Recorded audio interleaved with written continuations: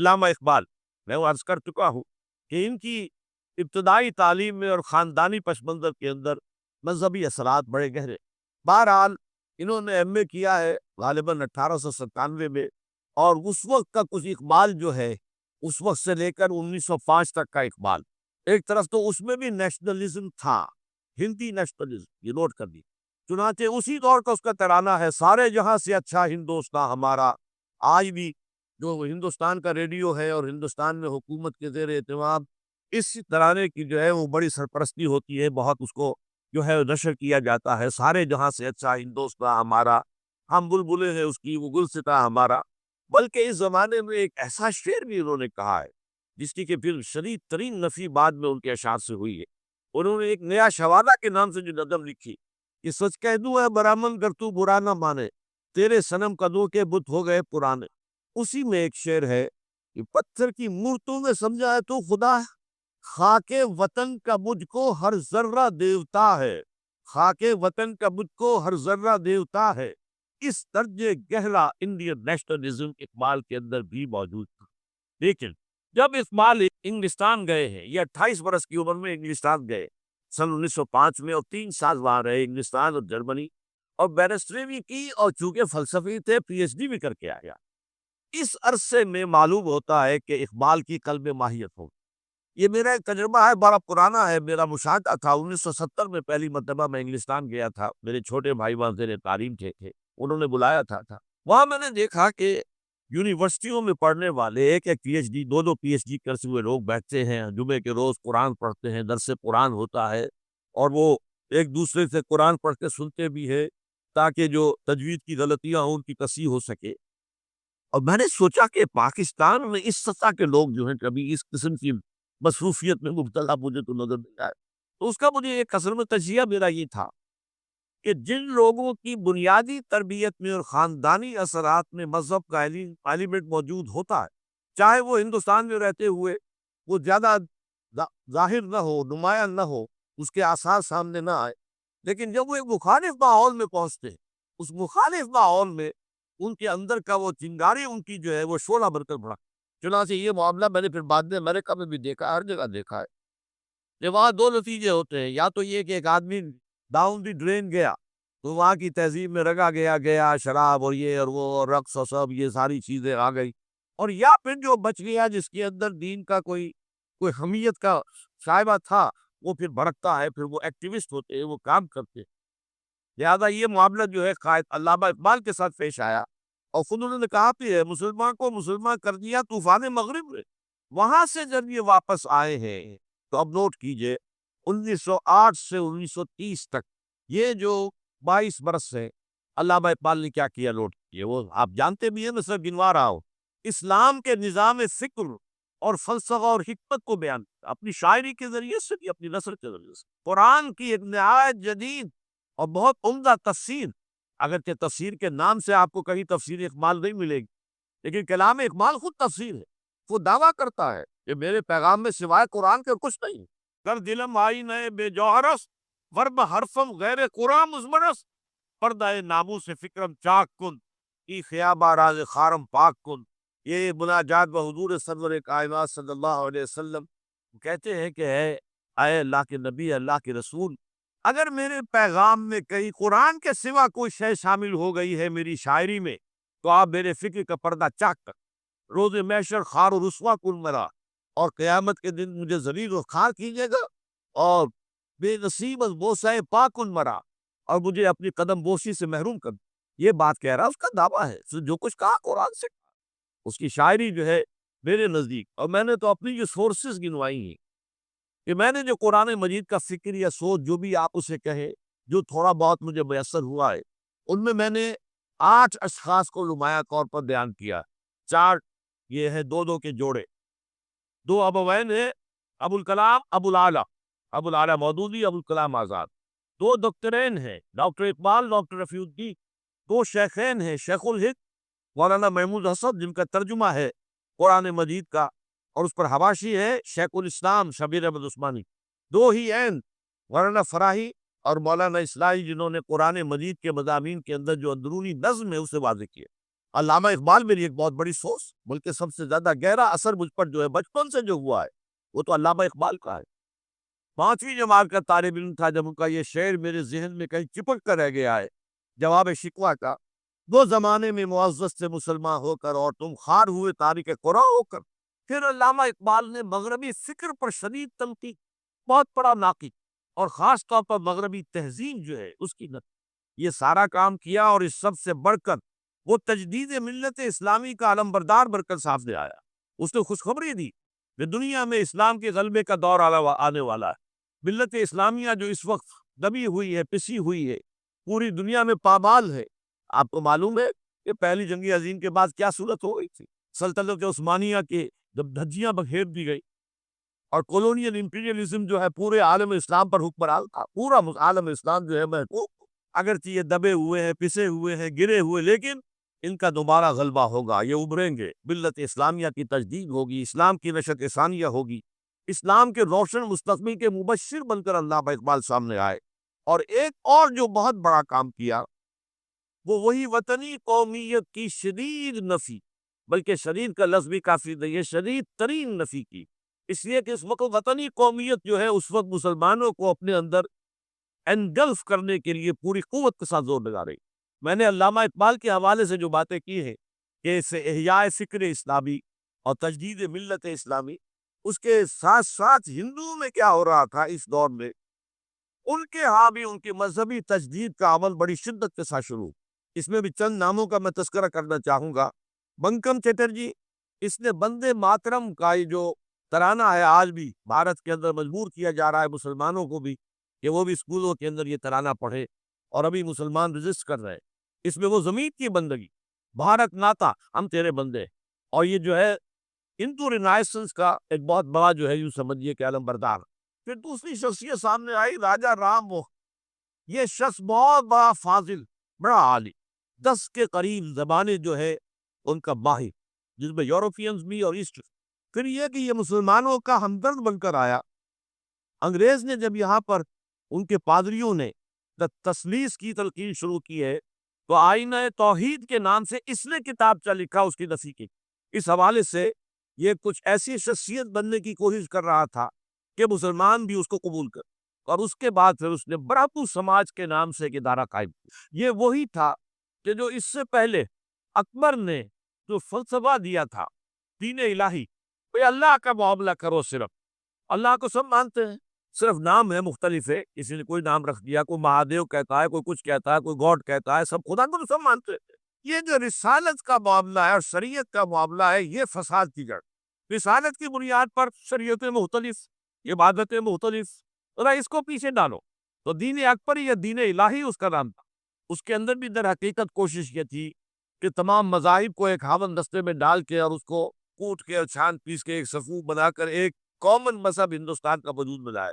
بہرحال اس وقت اللہ تعالیٰ نے کھڑا کیا ہے حضرت مجدد السیستانی رحمۃ اللہ علیہ کو، کہ جنہوں نے اس فتنے کی سر کو بھی، اس نے بھی مجلس ازدی کے نام سے ایسا ادارہ شروع کیا، اور یہ گویا کہ ٹھنڈی چھری کے مانند، اس لیے کہ اسلام کا دار و مدار کو رسالت پر ہے۔ بقول اقبال مصطفیٰ برساخی شرا کے دی ہماؤس، اگر بہون اور رسیدی تمام کو لاپیس۔ اسلام کا تو سارا معاملہ، دین جو ہے اس کا سارا جو مدار دار و مدار ہے وہ رسالت پر ہے، نبوت پر ہے، اسی پر شریعت کا سارا دار و مدار۔ رسالت سے کاٹ دیجئے، حدیث سے کاٹ دیجئے، سنت سے کاٹ دیجئے، تو پھر قرآن کو پھر موم کی ناک بنا کر جو چاہے آپ تعبیر کر لیں، جو چاہے تشریح کر لیں، جسے چاہیں اسے موم کی ناک کی طرح بوٹ کر لے جائیں۔ بہرحال اس معاملے میں بھی پھر ایک تیسری تحریک جو شروع ہوئی وہ بہت ملیٹنٹ تھی، آریہ سماج، دیانند سرسوتی، یہ ملیٹنٹ تھی اور بڑی سی جو ہے پذیرائی ہوئی ہندو معاشرے میں۔ انہوں نے کھل کر یہ کہا کہ ہندوستان صرف ہندوؤں کا ملک، یہاں مسلمانوں کے لیے کوئی جگہ نہیں، لہٰذا یا ہندو ہو جائیں مسلمان اور یا پھر یہاں سے ہجرت کر جائے۔ کھل کر آریہ سماج، اسی کے تحت پھر مہاسبھا بنی، اسی کے تحت RSS، انتہائی ملیٹنٹ آرگنائزیشن جو ہے ہندوؤں کی، یہ سب جو ہے دیانند سرسوتی کا۔ یہ اسی طریقے سے پھر شدھی کی تحریک شروع ہو چکی تھی، ریکلیم کرو مسلمانوں، یہ ہم ہی میں سے تھے، ان کے آباء و اجداد کئی جو ہے مسلمان ہو گئے واپس۔ چنانچہ راجستھان کے علاقے میں جہاں بڑی جہالت تھی، مسلمانوں میں علم نہیں تھا، بس کہیں بزرگوں کے کسی زیر اثر فیض سے، کسی صوفی کے وہ اسلام تو لے آئے لیکن تربیت کا کوئی انتظام ہوا ہی مسلمان حکومتوں نے کیا ہی تھے کچھ بھی. تو نتیجہ یہ نکلا کہ بڑے پیمانے پر شودی کی تحریک ہو رہی. دیوات کے علاقے میں بڑی تیزی کے ساتھ مسلمان جو میو تھے وہ ہندو ہو رہے. اسی پر تحریک اٹھائی ہے مولانا الیاس رحمۃ اللہ علیہ نے. ان کا مقابلہ کرنے کے لیے اس تحریک کا، اس سنی کی تحریک کا مقابلہ کرنے کے لیے یہ تبلیغی جماعت کا نظام بنایا کہ بس 6 باتیں لو اور جاؤ دیہات میں جاؤ، چنے لے کر گڑ لے کر جاؤ، کسی کا کھانا نہ کھاؤ، اپنا کھانا کھاؤ، کوئی تنخواہ نہیں اور دین کی تبلیغ کرو. یہ نظام ان کا در حقیقت اسی سنی کی تحریک کے جواب میں شروع ہوا. پھر سنگتن کی تحریک شروع ہوئی کہ ہندوؤں کو سب کو جمع کر لیا جائے. اب اس اعتبار سے ذرا نوٹ کیجئے علامہ اقبال نے جو نفی پھر وطنیت کی ہے، اتفاق سے یہاں یہ اشعار لکھے ہوئے ہیں: اس دور میں اور ہے جام اور ہے جم اور، ساقی نے بنا کی روش لطف و ستم اور، تہذیب کے آزر نے ترشوائے صنم اور، مسلم نے بھی تعمیر کیا اپنا حرم اور، ان تازہ خداؤں میں بڑا سب سے وطن ہے، جو پیرہن اس کا ہے وہ مذہب کا کفن. اب ذرا قلب ماہیت کا اندازہ کیجئے. وہی شخص جو کہہ رہا تھا کہ خاک وطن کا مجھ کو ہر ذرہ دیوتا ہے، وہ آج اس وطن کو ایک سب سے بڑا بت قرار دے کر اور اس کا قلع کما کرنے کے لیے کس قدر زوردار الفاظ جو ہے. اور یہی دوسری طرف یہ بت یہ تراشیدہ تہذیب نوی ہے. یہ جو نیشن سٹیٹ کا تصور ہے یہ 18ویں صدی سے یورپ میں شروع ہوا. نیشن سٹیٹ ایک ملک میں رہنے والے سب شہری ہیں، برابر ہے، اور ان کے اندر مذہب کا اختلاف ہو یہ اس کا کوئی حیثیت نہیں. مذہب تو پرائیویٹ معاملہ ہے. ہاں جو سرکاری سطح پر ہوگا معاملہ، اجتماعی معاملات جو ہے وہ کسی مذہب سے طے نہیں ہوں گے. یہ نیشن سٹیٹ کا تصور. یہ بت کے تراشیدہ تہذیب نبی ہے، غارت ذرے کاشانہ دین نبوی ہے، بازو تیرا توحید کی قوت سے قوی ہے، اسلام تیرا دیس تو مصطفی ہے، نظارہ دیری نہ زمانے کو دکھا دے اے مصطفی. خاک میں اس بت کو اس سے بھی زیادہ مجھے ملا ہے کہ ان کے تک کا جو ہے منزل راہ رواں دور بھی دشوار بھی ہے. کوئی اس قافلے میں قافلہ سالار بھی ہے، بڑھ کے خیبر سے ہے یہ مارکہ دین و وطن. خیبر غزوہ خیبر سے کہیں بڑھ کر یہ دین و وطن کا مارکہ. کہ ہمارے نزدیک ہماری قومیت کی بنیاد ہمارا دین. آج دنیا یہ کہتی ہے کہ قومیت کی بنیاد وطن ہے. یہ جو مارکہ دین و وطن ہے، بڑھ کے خیبر سے ہے یہ مارکہ دین و وطن. اس زمانے میں کوئی حیدر کرار بھی ہے.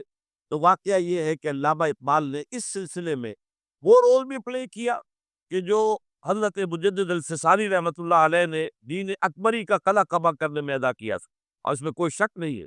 اس اعتبار سے میں کہا کرتا ہوں کہ حضرت مجدد الفسانی کے بروز کی حیثیت رکھتے ہیں علامہ اقبال، اور ان کو جو گہری نسبت تھی. حاضر ہوا میں شیخ مجدد کی لحد پر، وہ خاک کے ہے زیر فلک مطلع انوار، گردن نہ جھکی جس کی جہانگیر کے آگے، جس کے نفس گرم سے گرمی احرار، وہ ہند میں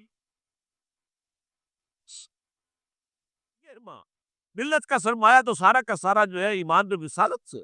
آپ حضرت مجدد الفسانی کے خطوط پڑھیے، سب سے زیادہ زور اطاعت رسول اطاعت رسول اطاعت رسول اطاعت رسول. جس کی جڑ کاٹنے کی کوشش کی تھی دین الہی کے ذریعے سے اکبر نے، اس کو دوبارہ مستحکم کیا ہے وہ مجدد الفسانی رحمۃ اللہ علیہ. اب آئیے 1930 کا ماہ دسمبر. اس میں ایک بات ہم دیکھ چکے، محمد علی جناح ہندوستان کی سیاست سے مایوس ہو کر ملک چھوڑ کر انگلستان میں جا کر آباد ہوتے. اور اس ضمن میں ایک واقعہ میں آپ کو سنا دوں. ایس ایم اکرام صاحب کا نام بہت سے حضرات کے علم میں ہوگا. ان کی 3 کتابیں جو ہے بڑی مارکت الارا: آب کوثر، موج کوثر، روض کوثر. ادارہ ثقافت اسلامیہ کے ڈائریکٹر رہے بہت عرصے تک، بہت پڑھے لکھے آدمی. وہ آکسفورڈ میں پڑھتے تھے اس زمانے. وہ لندن گئے، انہوں نے محمد علی جناح صاحب سے علم ملاقات کی اور کہا کہ آپ کیوں چھوڑ کر آ گئے ہندوستان کے مسلمانوں کو آپ کی رہنمائی کی ضرورت ہے. تو جواب جو تھا محمد علی جناح کا وہ نوٹ کرنے کے قابل ہے. Hindus are incorrigible. یہ ہے جو نتیجہ نکالا تھا محمد علی جناح نے. یوں سمجھئے کہ 24 برس کی محنت شاقہ کہ کوئی اتحاد کا فارمولہ طے ہو جائے، کوئی بنیاد ہو جائے، کوئی ہمارے مابین متفق علیہ اسکیم طیب بن جائے، لیکن جس درجے مایوس ہوا ہے شخص. ہندوز آر انکوریجیبل، یہ ناقابل اصلاح ہے.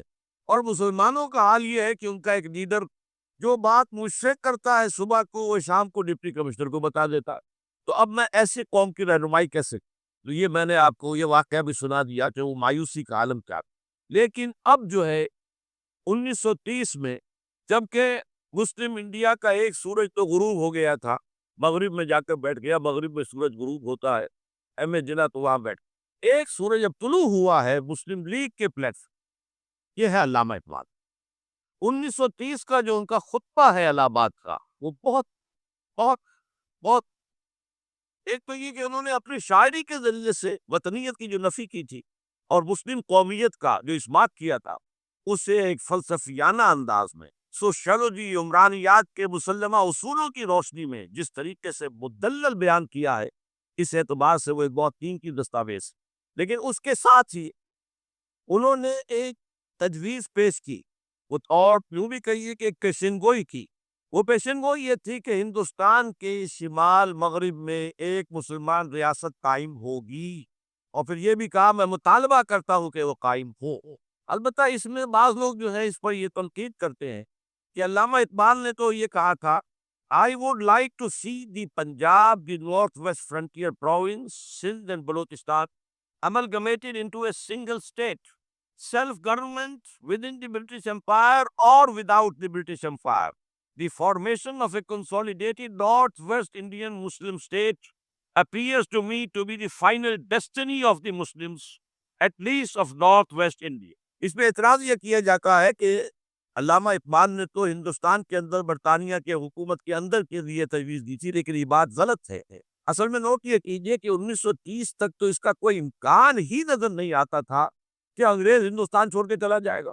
تو اس وقت کے لیے ان کی تجویز یہ تھی کہ ہندوستان میں ایک صوبہ بنا دیا جائے، یہ آج کا پاکستان، یا یوں سمجھیے کہ جو کچھ عرصے پہلے 1 یونٹ بنا تھا، برٹش انڈیا میں بھی یہ 1 یونٹ کی حیثیت سے ایک اسٹیٹ بن جائے، تاکہ اس علاقے میں مسلمانوں کے اندر جو کچھ قومیتی کچھ تھوڑا فرق ہے، کلچر کا فرق ہے، کچھ ان طرح کی چیزیں، زبانوں کا فرق ہے، تو یہ جو ہے مل جل کر ان کے اندر ایک ایک قوم کا تصور جو ہے باقاعدہ پیدا ہو۔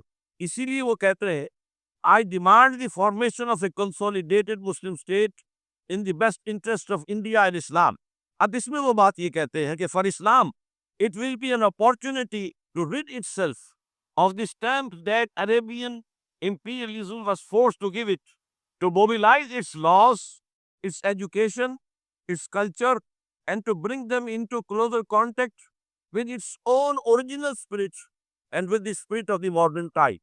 وہ کہتے ہیں کہ اگر ایسا ہو گیا، ایک تو یہ کہ ڈیسٹنی ہے، ہوگا رہے گا، شمال مغربی ہند کے اندر ایک مسلمان ریاست قائم ہو کر رہے گی۔ اب یہ پروفیسی بھی تھی، پیشن گوئی، اور یہ بھی کہ میں مطالبہ کرتا ہوں، ایک تجویز بھی، لیکن اس کا جو اثر ہے، جو میرے نزدیک جو انقلابی حصہ ہے، جہاں تک ہندوستان کی جو تقسیم کا معاملہ ہے، یہ اور بھی بہت سے لوگوں کی طرف سے یہ باتیں آتی رہی تھی۔ میرے پاس یہاں پہ 14 نام لکھے ہوئے ہیں جنہوں نے ہندوستان کی تقسیم کا تذکرہ کیے، لیکن جس انداز میں، جس پلیٹ فارم پر آل انڈیا مسلم لیگ کا جو اینول سیشن ہے اور اس میں صدر کی حیثیت سے خطبہ دے رہا ہے ایک شخص، تو یہ حیثیت جو ہے یہ بہت نمایاں، اور اس میں جس انداز میں بات کہی گئی ہے اس میں جو پازیٹیو عنصر ہے۔ اگر ایسا ہو گیا، ایک نارتھ ویسٹ آف انڈیا میں مسلمان ریاست قائم ہو گئی، تو ہمیں ایک موقع مل جائے گا کہ عرب امپیریلزم، اب نوٹ کیجیے، عرب امپیریلزم سے مراد کیا ہے؟ عربوں کا دور ملوکیت۔ اس سے پہلا کیا تھا؟ خلافت راشدہ، اصل اسلام۔ دور بنو امیہ کو اصل اسلام نہیں تھا، حکومتی سطح پر تو بالکل اسلام نہیں تھا۔ وہی دور ہے جس میں کہ صالح کربلا ہوا ہے، واقعہ ہررا ہوا ہے، ظلم کی انتہا ہوئی ہے، سینکڑوں تابعین کو حجاج بن یوسف نے شہید کیا ہے۔ اس کو حدیث کے اندر بھی کہا گیا ہے ملکن اعظم، کاٹ کھانے والی ملوکیت۔ اس کے بعد جو ہے دور آیا ہے بنو عباس کا، وہ محل بنے ہیں شاندار، جو ہے جو بھی بادشاہوں کے ہاں ہوتا تھا وہ سارا کا سارا معاملہ آیا ہے۔ تو دنیا اسلام کو ان کے آئینے میں دیکھتی، وہ سمجھتی ہے یہ اسلام ہے، لہٰذا اس میں تو کوئی شے ایسی نہیں ہے جو اٹریکٹ کر سکے، جو کسی قوم کو اسلام کی طرف جو ہے وہ کھینچ سکے۔ تو یہ جو امپریشن ہے جو کہ اس دور ملوک کے عرب امپیریلزم کا لفظ استعمال کیا ہے، اسلام کے چہرے پر جو بدنما داغ اور دھبے آ گئے ہیں، انہیں ہٹا کر وہ جس کی اوریجنل پیورٹی ہے، اور ظاہر بات ہے کہ دور ملوکیت سے پہلے خلافت راشدہ، تو گویا کہ اس میں اگرچہ نام خلافت راشدہ کا نہیں لیا گیا ہے، لیکن یہ ہے کہ بات مراد وہی ہے، لیکن اور اس میں بھی جو بڑی حکیمانہ بات ہے کہ ہم اس کو they bring them into closer contact with its own original، جو اصل اسلام کی اصل روح ہے، and with the spirit of the modern times، اس زمانے کے جو تقاضے ہیں ان کے مطابق اجتہاد کے دروازے کو کھول کر اور ہم نے ایک ایسا نظام جو ہے وہ یہاں پر قائم کرے۔ یہ ہے وہ چیز کہ جس نے تحریک مسلم لیگ کے اندر ایک مثبت جذبہ، یہ نوٹ کر لیجئے میرے الفاظ، 1906 سے لے کر 1930 تک تحریک مسلم لیگ صرف ایک منفی موٹیو پر چل رہی، منفی، نیگیٹو، خوف، ہندو کا خوف، ہندو دبا لے گا، ہندو ایکسپلائٹ کرے گا، ہندو معاشی طور پر بھی، تہذیبی طور پر بھی، ثقافتی طور پر بھی، مذہبی طور پر بھی شدی کی تحریک چل رہی ہے، ہمیں راستہ دکھایا جا رہا ہے، ہندوستان چھوڑ دو، بھاگ جاؤ، چلے جاؤ۔ یہ سارا خوف کا عنصر تھا اور اس میں تحفظات تلاش کرنے، کوئی ایسی یقین دہانیاں کہ وہ مسلمانوں کے حالات بہتر ہو جائے، اس کے علاوہ کوئی اور موٹیو نہیں تھا، یہ منفی موٹیو تھا۔ اور اس کی وجہ ساتھ ہی ہے کہ مسلم لیگ اس وقت تک کوئی عوامی جماعت تھی، بلکہ کچھ خواص، اونچے لوگ، نوابوں اور نوابزادوں اور ان ایسے لوگوں کی جو ہے یہ ایک جماعت۔ لیکن 37 میں جو یہ انجیکشن لگا ہے یہ پوزیٹیو، اس کی مثال میں دیا کرتا ہوں کہ کوئی مریض پڑا ہوا اپنے بیڈ پر اور گلوکوز کی بوتل لگی ہوئی ہے اور ایک ٹیوب چل رہی ہے، تو اس کے اندر ہی کوئی اب انجیکشن لگانا ہے تو اس ٹیوب میں لگا دیتے ہیں، ایسا نہ ہو کہ کوئی اور پرک دینی پڑے مریض کو اور اسے تکلیف ہو۔ تو گویا کہ مسلم لیگ کا جو بھی وہ ایک نظام تھا اس میں ایک انجیکشن لگایا ہے علامہ اقبال نے 1930 کے خطبے۔ اگلی بات، اس کے بعد یہی انجیکشن علامہ اقبال نے لندن میں مسٹر محمد علی جناح کے ذہن و فکر میں لگایا ہے۔ اس کا واقعہ کیا ہے؟ 3 گول میں کانفرنسیں ہوئی تھی، پہلی اور دوسری میں محمد علی جناح بھی شریک تھے، تیسری 1932 میں ہوئی اور وہ شریک نہیں ہوئی، اس لیے کہ وہ سیاست چھوڑ، وہ تو سیاست کو خیر بات کہہ کر اب پریکٹس کر رہے تھے۔ علامہ اقبال اس میں گئے تھے، وہاں موقع ملا، قریبی ملاقاتیں ہوئی، گفتگویں ہوئی، اور ان ملاقاتوں کے نتیجے میں یہی انجیکشن علامہ اقبال نے محمد علی جناح کے ذہن اور فکر کے اندر لگایا ہے کہ بات کرو اسلام کے احیاء کی، وہ چیز کہ جو مسلمانوں کے جذبات کے اندر گرمی پیدا کرے، حرارت پیدا کرے۔ اس حوالے سے یہ جو انجیکشن لگایا گیا ہے، اسی سے پھر یہ کہ ان کے مزاج کے اندر ایک تبدیلی آئی۔ کچھ اور لوگوں نے بھی انہیں کہا ہوا تھا، لیکن یہ کہ خاص طور پر یہ بات اقبال کی تھی، جس کی اپنی ایک حیثیت تھی۔ بہرحال 1934 میں ایم اے جناح واپس آ گئے، پھر انہیں مسلم لیگ کا تا حیات صدر بنا دیا گیا، پھر انہوں نے مسلم لیگ کو سنبھالا ذرا، لیکن 1936 کے الیکشن جو آئے یہاں پر، اس میں کانگریس پوری اوور ویلمنگ میجورٹی سے جیت گئی۔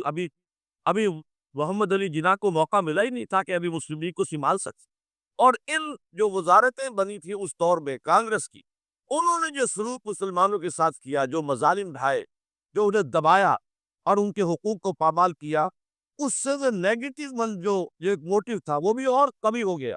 اور اس کے بعد پھر محمد علی جناح نے 1937 سے لے کر 1947 تک، ایک لفظ میں استعمال کر رہا ہوں، آپ گھبرا نہ جائیں، 1937 سے 1947 تک اسلام کی قوالی گائی، پورے 10 برس اسلام اسلام اسلام اسلام، ہمیں اسلام چاہیے، اسلامی تہذیب ہم چاہتے ہیں، اسلامی قانون ہم چاہتے ہیں، ہمارے قوانین اور ہیں، ہمارا مذہب نہیں ہے، وہ دین ہے، وہ زندگی کے تمام معاملات پر یہ جو ہے، میں قوالی اس لیے کہہ رہا ہوں کہ قوالی میں تکرار ہوتی، جس تکرار کے ساتھ یہ اب اس موقع پر آ کر محمد علی جناح قائد اعظم بن، مسلمانوں کے دلوں کی بات، اقبال نے جو ولولہ پیدا کر دیا تھا، ایک ولولہ تازہ دیا میں نے دلوں کو، لاہور سے تا خاک بخارا اور سمرقند، وہ جو ولولہ تھا، جو غلغلہ تھا، اب محمد علی جناح کی زبان سے جب وہ بات آئی ہے تو یہ مسلمانوں کے دل کی آواز، ان کی روح کی پکار تھی۔ لہذا اب مسلم لیگ ایک عوامی جماعت بنی اور محمد علی جناح اب قائد اعظم قرار پائے۔ اب اس معاملے میں چاہتا ہوں ذرا، کیونکہ یہ بات نئی سی ہوگی، میرے اس تجزیے کے روح سے نظریہ پاکستان اسلام اور اسلام کا احیاء خلافت راشدہ کے مفہوم اور اس کا خالق اقبال ہے، اس میں کوئی شک قائد اعظم تک بھی یہ بات پہنچانے والا اقبال تھی، اور پھر اسی پر قائد اعظم نے عمل کیا ہے۔